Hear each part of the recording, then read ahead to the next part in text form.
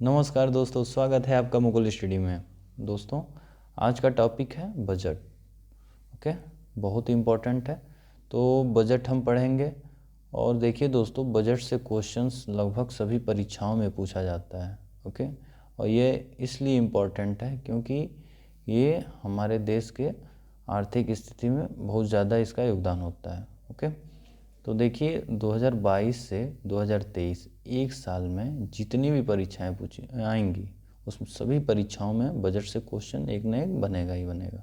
तो मैंने लगभग पूरा बजट जितना निर्मला सीतारमन ने जितना बजट पेश किया है उसमें जितना बन सकता है उतना क्वेश्चन मैंने उसमें से बनाया है और पूरा निचोड़ के आज आपके सामने बजट रख दूंगा। ओके, तो आप लोग वीडियो को ध्यान से देखिए। अगर आपको वीडियो अच्छा लगे तो लाइक करिए, सब्सक्राइब करिए और ज़्यादा से ज़्यादा शेयर करिए। ओके, ठीक है, चलिए चलते हैं बजट पे। क्या कहते हैं, देखिए स्टार्ट होता है बजट। ठीक है, 2022-23। देखिए इस बजट को हम लोग 2022-23 इस बजट को अमृतकाल बजट के नाम से जानेंगे। ठीक है, अमृतकाल बजट क्या है? अमृतकाल, ठीक है, अमृतकाल बजट ये है आज़ादी के 75 साल से 100 साल के बीच, यानी कि आज़ादी का जो 75वां साल है और 100 साल जो आने वाला है, ठीक है, इसके बीच कितना है अंतर? 25 साल का। तो इस बीच जितना भी बजट होगा कि क्या होगा, ये अमृतकाल बजट होगा। ठीक है, तो क्वेश्चन पूछेगा अमृतकाल बजट है क्या, तो ये आपको बताना होगा आज़ादी के 75 साल और 100 साल के बीच जो अंतर है, जो साल है, उस सभी साल को क्या कहेंगे? अमृतकाल बजट। तो इस साल क्या है? ये अमृतकाल बजट है। ठीक है, 2022-23 का। तो ऐसे क्वेश्चन पूछेगा।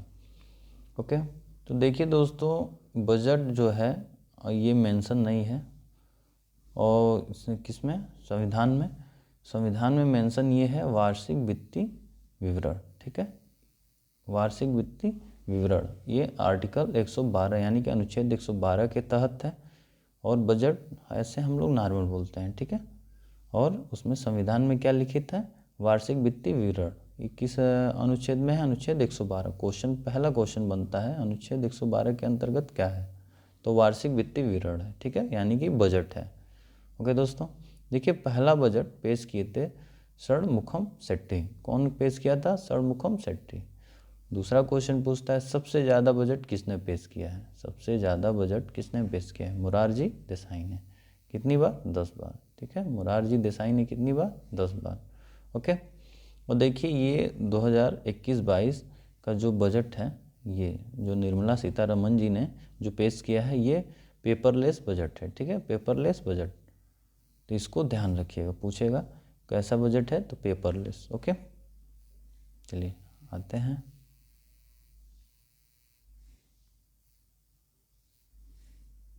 देखिए पहला क्वेश्चन बना था भारत की आर्थिक वृद्धि दर 2021-22 में कितनी रहेगी? ठीक है, भारत की आर्थिक वृद्धि दर 22-23 में कितनी रहेगी दोस्तों? 22-23 में कितनी रहेगी? 9.27%। 9.27%। सीधा सीधा पहला क्वेश्चन बहुत ही इंपॉर्टेंट क्वेश्चन है दोस्तों। पूछेगा भारत की आर्थिक वृद्धि दर कितना परसेंट रहेगी? 9.27%। ठीक है, 2022-23। ओके, दूसरा क्वेश्चन देखिए, बहुत इंपॉर्टेंट छपेगा दोस्तों। जितना क्वेश्चन इसमें है, जो भी क्वेश्चन है, मैंने वही क्वेश्चन इसमें से बनाया है, उठाया है कि जो आपके परीक्षा में ज़रूर आएंगे।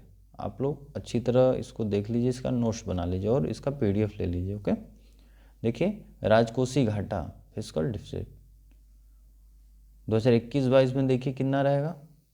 6.9%। 6.9%। और 2022-23 में 6.4%। तो राजकोषीय घाटा क्या रहेगा? 6.9% 2021-22 और 2022-23 में 6.4%। बहुत ही इंपॉर्टेंट क्वेश्चन है दोस्तों, बहुत ही इंपॉर्टेंट। नोट कर लीजिएगा इसको। देखिए नोट है, राज्यों को राजकोषीय घाटा अपने GDP का 50% कर सकते हैं। यानी कि देखिए राज्य जो हैं राजकोषीय घाटा अपने GDP का केवल 4% ही कर सकते हैं। 4% से ज़्यादा नहीं। क्वेश्चन पूछेगा राज्य कितना अपना GDP का राजकोषीय घाटा कर सकता है, तो केवल 4%, ठीक है। और राजकोषीय घाटा यहाँ पे 2022-23 में 6.4% और 2021-22 में 6.9%, ओके। चलिए आगे चलिए। देखिए तीसरा क्वेश्चन है,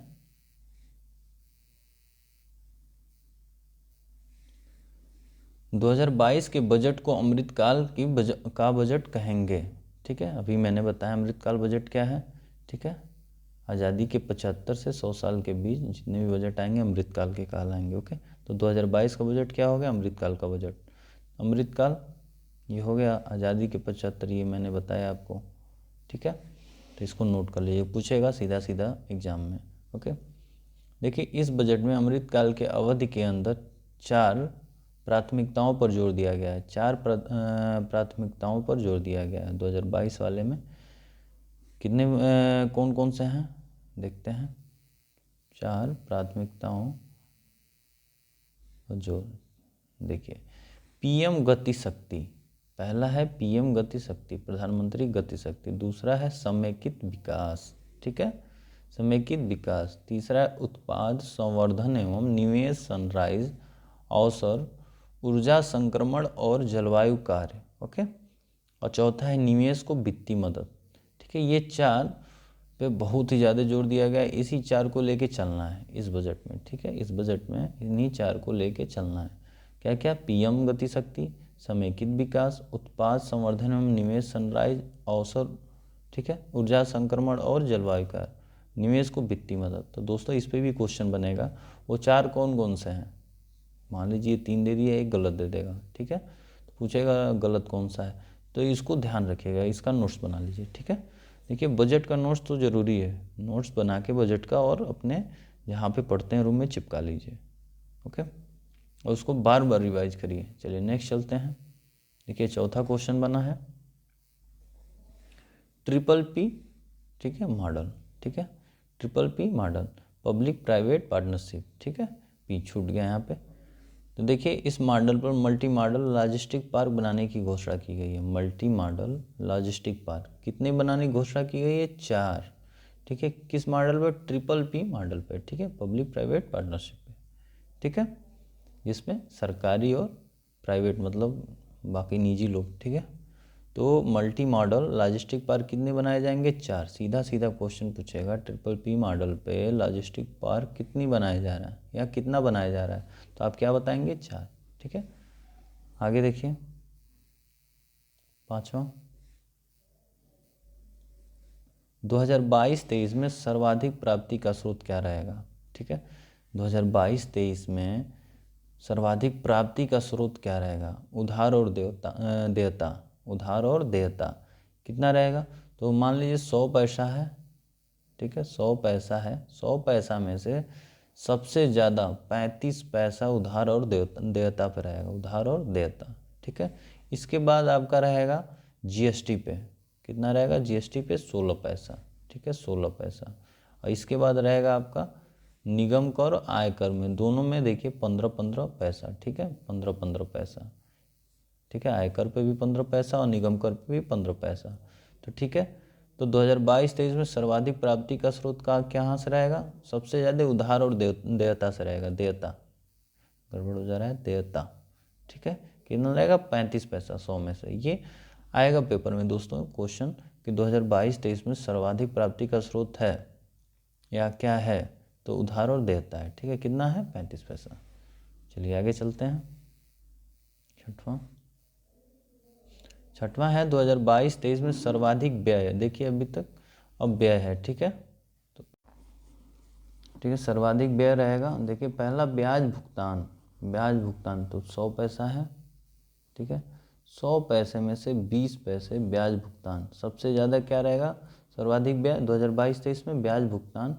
उसके बाद करो शुल्क में राज्य का हिस्सा 17 पैसा, कितना रहेगा, 17 पैसा। रक्षा में 8 पैसा, सब्सिडी में भी 8 पैसा, ठीक है।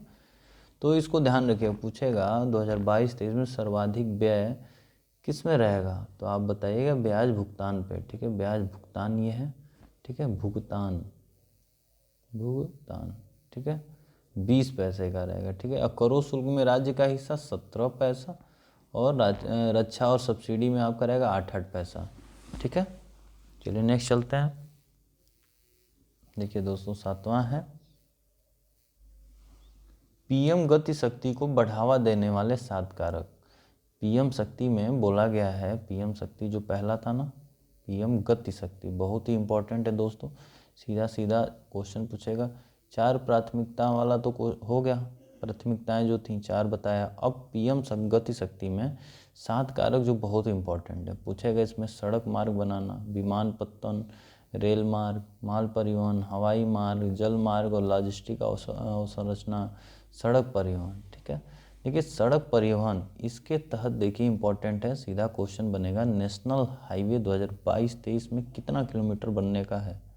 ठीक है, तो 25,000 किलोमीटर का विस्तार होना है। ठीक है, इसको याद रखिएगा, ये 25,000 किलोमीटर नेशनल हाईवे। ठीक है, ये बहुत इंपॉर्टेंट है, ये पूछेगा। ओके, ये 7 याद रखना जरूरी है, ये 7 याद रखना जरूरी है। ओके, अब आगे देखिए, अगला है अगले 3 वर्ष में कितने वंदे भारत रेलगाड़ियों का निर्माण होगा। वंदे भारत रेलगाड़ी बहुत ही चर्चा में रहा है और रहेगा भी, क्यों नहीं। अगले 3 वर्षों में कितने वंदे भारत रेलगाड़ी बनेंगी, 400। सीधा सीधा क्वेश्चन फैक्ट आएगा कि वंदे भारत रेलगाड़ियों की संख्या कितनी है जो बननी है 2022-23 बजट के हिसाब से, तो 400। ठीक है, कितने साल के अंदर, ये याद रखिएगा 3 साल।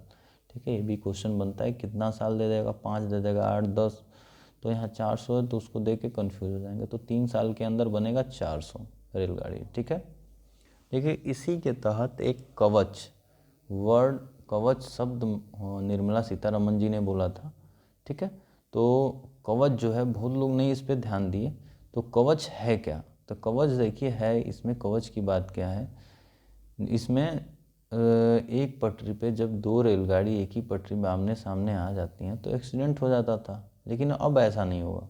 कवच टेक्नोलॉजी तकनीकी के तहत कि अब 2 रेलगाड़ी एक ही पटरी पर आमने सामने आ जाएंगी तो कुछ निश्चित दूरी पे अपने आप रुक जाएंगी। समझ में आया, कवच क्या हुआ, कवच टेक्नोलॉजी वह है जब 2 रेलगाड़ी एक पटरी पर आमने सामने आ जाएं तो कुछ निश्चित दूरी पर वह रुक जाएंगे अपने आप, दोनों के दोनों। ठीक है, यही कवच टेक्नोलॉजी है। ठीक है, ये बहुत ही इंपॉर्टेंट हुआ है, इस शब्द को ध्यान रखिएगा, बहुत ही पूछा जाएगा।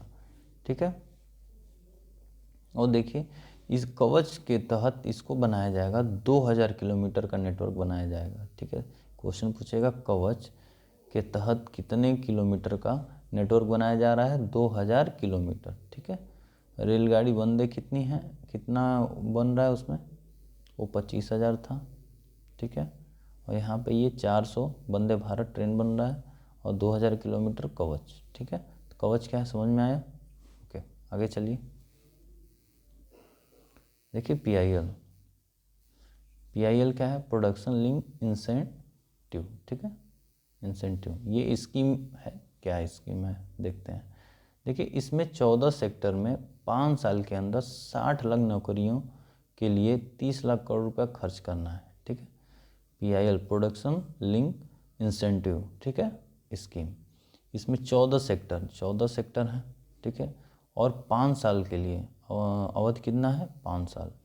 ठीक है, 60 लाख नौकरियां देना है और 30 लाख करोड़ रुपया इस पर खर्च आ रहा है, यानी कि खर्चा, ये 1, 2, 3, 4 ये चारों इंपॉर्टेंट है। ठीक है, किसके तहत, PIL। ठीक है, 14 सेक्टर, 5 साल, 60 लाख नौकरियां और 30 लाख करोड़ रुपया खर्च करना है। ओके, चलिए आगे चलते हैं।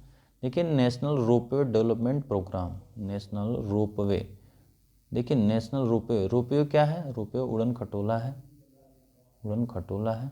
अब उड़न खटोला क्या है, देखिए उड़न खटोला वह है जब 2 पहाड़ों के बीच में, ये मान लीजिए एक पहाड़ इधर एक पहाड़, 2 पहाड़ों के बीच में देखते होंगे आप, एक रस्सी लगा होता है, इसमें से ऐसे एक खटोला टाइप का बना होता है जिसमें व्यक्ति बैठता है और यहाँ से यहाँ तक जाता है। ठीक है, समझ में आया, आप लोग देखे होंगे, मूवी में देखे होंगे या कुछ लोग गए होंगे, बैठे होंगे अदर। ठीक है, तो ये उड़न खटोला इसी की बात कर रहे हैं, तो ये रोपवे इसी को कहते हैं। ठीक है, नेशनल रोपवे डेवलपमेंट प्रोग्राम। तो देखिए 2022-23 में, ठीक है, 8 रोपवे के लिए 60 किलोमीटर की बात की गई है, 8 रोपवे बनाए जाएंगे, कितना, 60 किलोमीटर तक। ओके, कितना बनाया जाएगा? 60 किलोमीटर तक की बात की गई। रोपवे को आप देखिए, रोपवे को क्वेश्चन पूछ सकता है नेशनल पर्वतमाला, पर्वतमाला बना के रोपवे की जगह क्या लिख देगा? पर्वतमाला। ठीक है, क्या है पूछ देगा तो बताइएगा आप। ठीक है, तो 8 रुपये बन रहा है कितना किलोमीटर? 60 किलोमीटर। ओके, 60 किलोमीटर, इसको ध्यान रखिएगा। ओके दोस्तों, ठीक है दोस्तों, ये बजट का कुछ क्वेश्चन था, इसका पार्ट 1 है और पार्ट 2 इसके बाद आ जाएगा। ओके, तो इतना आप ध्यान रखिएगा 10 तक। ओके, चलिए, ओके, थैंक यू।